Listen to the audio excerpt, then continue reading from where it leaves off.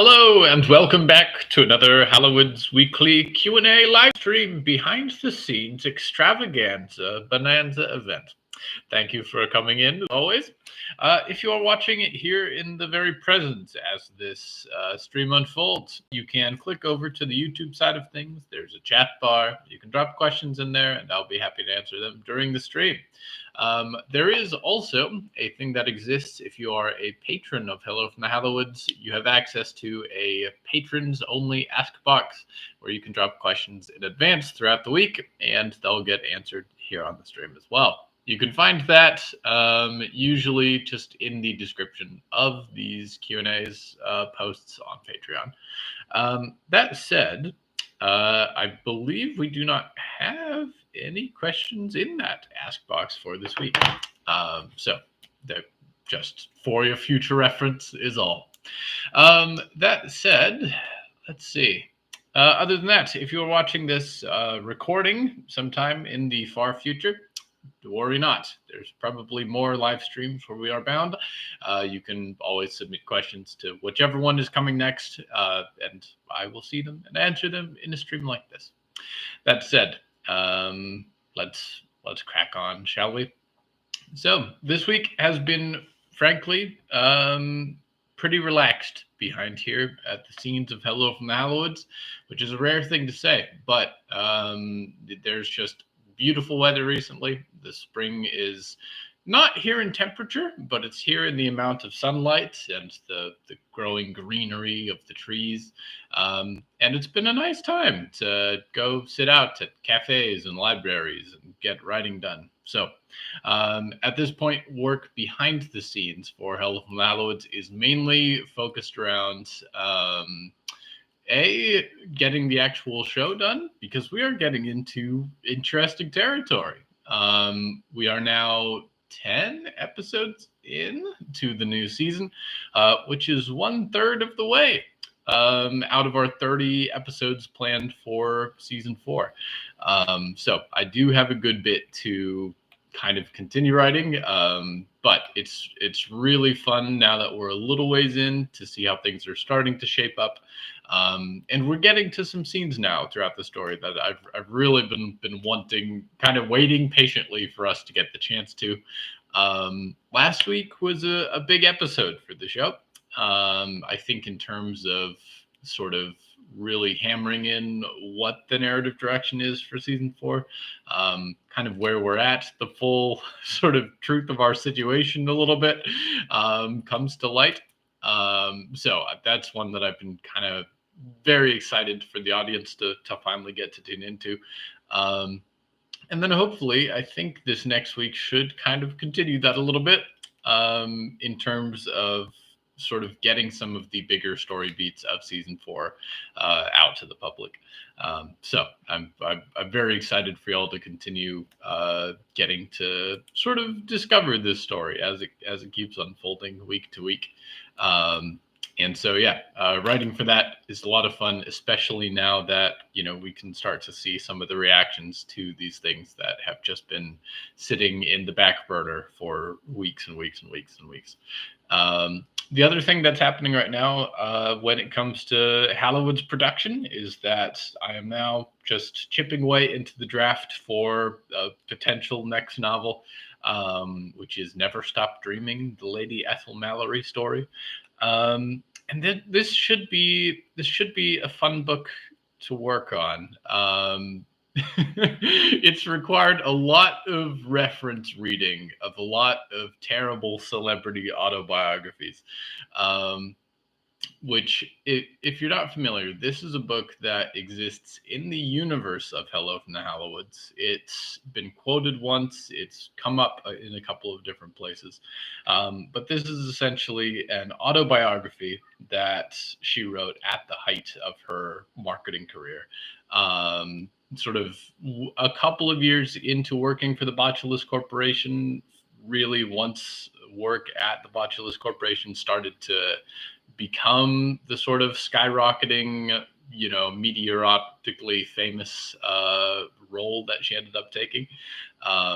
And so there is a I think there are some like really interesting things that would get addressed through this book, and some interesting things to find commentary on as well. Even if this is the author, quote unquote, that we're kind of taking her word for granted a little bit when it comes to how she recounts certain life events, how she recounts, the story of her own success, how the kind of lens through which she interprets a childhood and a life and her relationships. And I think maybe gives us a look at a slightly different version of her. One, this would have been back when she wasn't quite so, I don't want to say self-obsessed because I think that is still very much the case, but one who is not sort of like 20 or 30 years into this role, but one who is just at the start when it's still fresh and exciting. And, there's some naivety and some, I think, genuine hope and some emotion and some like goals that she had set for herself before she's kind of like hit the slump that we see her in when Hello from the Hallowoods begins, locked in a box for a dying company, like, post apocalypse when there's nothing left. So I think this will be kind of an interesting look at this character. One of the challenges for this book is that Hello from the Hallowoods, although I'm touched that we are sometimes known in audio drama spaces. If people have a list of 10 shows they're thinking about listening to, sometimes we'll be on those. And that's not something to take for granted. But we are still astronomically tiny when it comes to just the world of fiction podcasts. And beyond that, we are, just the world beyond that. Even listening to fiction podcasts can be rather obscure in and of itself. Um, so there cannot be any published Hello from the Hallowoods work that relies on having listened to a show that relatively few people have listened to. And so any of these books that are coming out, whether it's 100 Eyes in the Dark, whether it's Never Stop Dreaming, whether it's other novels along that vein, they all need to be somewhat self-supporting. They need to be a book that you could pick up off the shelf knowing nothing about its background, and still find yourself engaged by the characters and by the story and by the plot that's unfolding there. And so that is kind of the challenge when it comes to any of these books, but especially I think when it comes to, well, I don't know. I think each of these books has had its own share of challenges in that vein. For 100 Eyes in the Dark, it's that we almost never, maybe never, see Nicky Nick as a third party character rather than when he is the one narrating the story. Almost every episode of Hello from the Hallowoods, I think, with the possible exception of Lady Ethel Mallory, like complaining about him sometimes. But for the most part, every time that we experience Nicky Nick, it is when Nicky Nick is narrating and telling us what's happening. And so we only see him through kind of their own lens, their own narrative, their own interpretation of reality. If there are bad sides to Nicky Nick, like we don't necessarily see them. Nicky Nick's personality flaws are maybe only more apparent when he's interacting with other people, Danielle, for instance. And so it's interesting for 100 Eyes in the Dark, the first tie-in novel project, to have to see this person as this eldritch god, as a character in the narrative rather than the person narrating you the story himself, which opens up some opportunities, I think, for growth and to see a different side of a character and to get to evaluate them based on that merit. Um, but it definitely means that 100 Eyes in the Dark was kind of a shift for like the kind of story that we were telling, and also to have to look at Nicky Nick and these other characters that are in the story, not based on their appearances in Hello from the Hallowoods, and not kind of like in a Easter egg cameo sort of way. There are a couple, but for the most part, you don't want to kind of pull a Marvel and just toss in characters that don't add anything to the narrative because the audience is supposed to know a meta significance to that character and what they'll do eventually. Because the payoff is like a tiny podcast on the internet, and most people haven't listened to it. So when it comes to 100 Eyes in the Dark and other Hallowoods projects, there is this challenge to tie it and make it a story that stands on itself, even if you haven't listened to anything else. And hopefully still serves as a nice jumping in point. If you enjoyed that book and then were to crack open the last page and be like, oh, there's also 150 episodes of audio content for this same overall project. So that is one of the things that we've had to look at for 100 Eyes in the Dark. For Never Stop Dreaming, there are some complexity to this novel that I can't fully, I think, explain just yet. But certainly a part of it is that one of the challenges for writing it in a similar vein has been this still needs to be a compelling story, regardless of this character's appearance in Hello from the Hallowoods, and even across Hello from the Hallowoods. Like she gets a lot more time to talk freely in season 3, but prior to that, she is. I don't want to say static per se, but she occupies the same role. She has the same job. Nothing is pushing her to be different, and so she kind of occupies a particular place and a particular note in the show. um, and so getting to explore a little bit more why she's like this, and how she came about, is something that we've kind of been waiting to do for this book. But at the same time, when we're getting this story of all of the things that came together to make her who she is, it's also going to be through her own perspective, which is horrendously marketing flavored, and really just trying to make a make all the pain of reality and growing up into as much of a like motivational rose-colored story as she can for the sake of making a cool marketing biography. So there's some interesting layers to try to write this book. But another part of it is that at the end of the day, this is a biography by a woman whose actions in her business have just laid waste to the world. Um, and there will be, I think, some element in this book of both hearing from her before that happened, at which point her biography would have been published, and then I think through a little bit more complexity in the narrative, getting some flashes of what comes after. So yeah, it should be a fun book to write. I'm currently chipping through these first early chapters and getting a bit of an idea for the shape of it.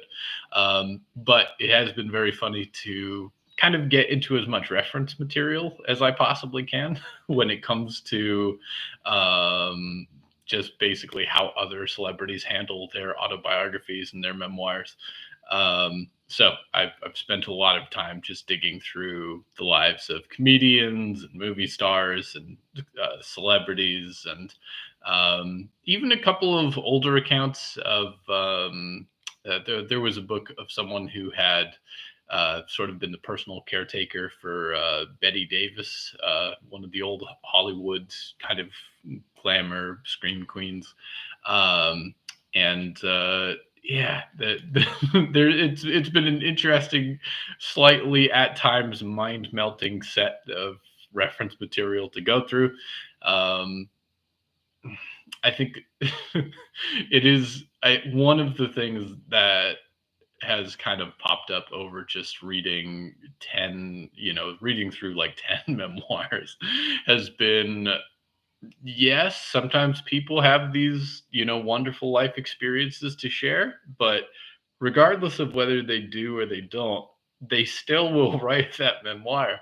And so, sometimes like a childhood, much like any other childhood, or, growing up experiences exactly like each of the other memoirs that you're reading. They get rendered with all this heartfelt meaning and motivational prose, and it was all part of my journey to success, and these made me the tough fighter wealthy celebrity that I am. And so yeah, it's been a vastly different like pool of inspiration from 100 Eyes in the Dark, but it's been a lot of fun to work on. So that is kind of the new and fresh project on the roster. The other thing is commissions. Over the last month, we've been taking orders for this last round of ink sketch commissions, which I do every so often. This has been our third round of them, and we will see if there are any more to come. But after doing three of these, it's possible that next time around I'll try out something different, try and make a different art, or a different angle slightly. But these have been little, like, essentially not terribly large sketches that people have asked for. So orders have been placed, and I am now I still have a good few to finish illustrating over today and tomorrow, most likely. But shortly after that, the batch should be ready to go up pretty soon. So I don't anticipate like a month of wait time. If you happen to be one of the folks that ordered those, I would, well, maybe by the time it reaches you, but the illustrating over here will be done fairly shortly. And then it'll be off to the post. How long it takes from my post box to yours could be longer. We'll see. Unfortunately, this is the challenge both of making art from me, and then especially like certain patrons trying to get their physical merch rewards have sometimes been challenged, just because if something could take a long time to get from Canada to Sweden, I don't know why. But yes, finishing up Hallowoods sketch commissions this third round and sending those out is probably the other big Hallowoods project that I'm working on. Hopefully, other neat projects or other like sort of merch add-ons, or Hallowoods arts things that you can get should be coming in the near future. I have some time set aside over this next week to kind of brainstorm what the next project will be now that the sketches are going. Yeah, so I think that is pretty much it from behind the scenes for the show. We have season 4 cracking on episode by episode, and especially it's about to get fun as things begin to come together, and we get some of the bigger wheels turning for this season. So very excited about that. I think this next episode that you've got coming Wednesday, definitely a lot of thought has gone into this one over the last many weeks, and I've just been sort of continually working on it mentally. So I'm very glad that it will finally get to grace your earbuds. 100 Eyes in the Dark. The first Hallowoods tie-in novel is still in publishing, as it has been for a little while. I have nothing new to report on that front just yet. Rest assured, if we get a cover, a pre-order date, any of that fun stuff, you will know first here where the news is born. And then lastly, writing the next novel and other projects to come. So stay tuned. Until then, everyone, thank you so much for tuning in. As always, feel free to drop in your questions for next week. And until then, see you around the bend. Take care.